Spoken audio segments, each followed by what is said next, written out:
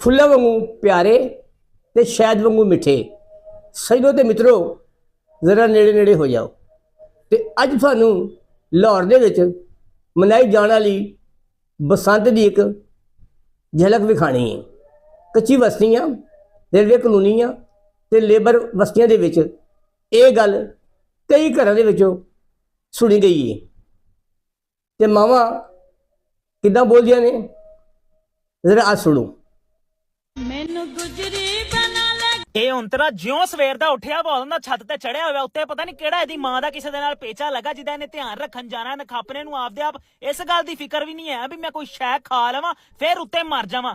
ਚੰਗੀ ਬਸੰਤ ਸ਼ੁਰੂ ਹੋਈ ਹੈ, ਸਾਡੇ ਭਾ ਦੀ ਮੁਸੀਬਤ ਪਾਈ ਹੋਈ ਹੈ। ਸਾਰਾ ਦਿਨ ਚੜਦੇ ਨੇ ਉੱਤੇ ਛੱਤ ਦੇ ਉੱਤੇ ਹਾਲਾ ਲਾਲਾ ਇਹਨਾਂ ਨੇ ਉੱਤੇ ਪਾਈ ਹੁੰਦੀ ਹੈ। ਜਿਉਂ ਪੂਰਾ ਮਹੱਲਾ ਉੱਤੇ ਛੱਤ ਤੇ ਖੜਾ ਹੋਇਆ, ਲੋਕਾਂ ਦੀਆਂ ਧੀਆਂ ਭੈਣਾਂ ਕੋਈ ਬਾਹਰ ਨਿਕਲ ਕੇ ਕੰਮ ਵੀ ਨਹੀਂ ਕਰ ਸਕਦੀਆਂ ਛੱਤ ਉੱਤੇ। ਉੱਤੋਂ ਵੰਨ ਸਵੰਨੇ ਗਾਣੇ ਲਾ ਕੇ ਇੱਕ ਦੂਜੇ ਨੂੰ ਉੱਤੇ ਚੜ ਕੇ ਹੂਟਿੰਗ ਐਸੀ ਕਰਦੇ ਨੇ ਜਿਵੇਂ ਪਤਾ ਨਹੀਂ ਇਹਨਾਂ ਦੀ ਮਾਂ ਮਰ ਗਈ ਹੈ ਕਿਸੇ ਦੀ। ਆਪਸ ਚ ਇਹਨਾਂ ਦੇ ਪਤਾ ਨਹੀਂ ਕਿਹੜੀ ਕਿਹੜੀ ਦੁਸ਼ਮਣੀ ਹੈ। ਕੋਈ ਰੋੜੇ ਚਲਾਉਂਦਾ ਪਿਆ, ਕੋਈ ਵੰਨ ਸਵੰਨੀਆਂ ਮਾਵਾਂ ਭੈਣਾਂ ਦੀਆਂ ਗਾਲਾਂ ਕੱਢਦਾ ਪਿਆ ਬੇਸ਼ਰਮਾਂ ਨੂੰ। ਆਪਦੇ ਆਪ ਇਸ ਗੱਲ ਦੀ ਸ਼ਰਮ ਨਹੀਂ ਆਉਂਦੀ ਵੀ ਲੋਕਾਂ ਦੀਆਂ ਮਾਵਾਂ ਭੈਣਾਂ ਵੀ ਘਰਾਂ ਵਿੱਚ ਹੈ ਨੇ, ਉਹਨਾਂ ਨੂੰ ਵੀ ਆਵਾਜ਼ ਜਾਂਦੀ ਏ। ਮਾਵਾਂ ਇਹਨਾਂ ਦੀਆਂ ਨੇ ਗੰਦ ਗਜਾਇਆ ਏ। ਥੱਲੇ ਮਾਰਾ ਆ ਕੇ ਰੋਟੀ ਖਾ ਪਹਿਲੇ ਫਿਰ ਉੱਤੇ ਦਫਾ ਹੋ ਜੀ। बसंत वाले दिहाड़े इन्हां गरीब बस्तियां दे लोग छोटे छोटे घर हुंदे ने ते उत्थे फिर शौक तो हुंदा ना सारे बंदे नूं बसंत मनाउण दा।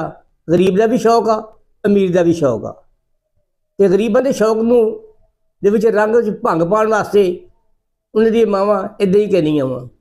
उम्मीद है कि तुहानूं ये गल मदद करेगी ते तुसीं साडे चैनल नूं लाइक ते सबसक्राइब करोगे। जीवे जीवे देश पंजाब, जीवे जीवे पाकिस्तान।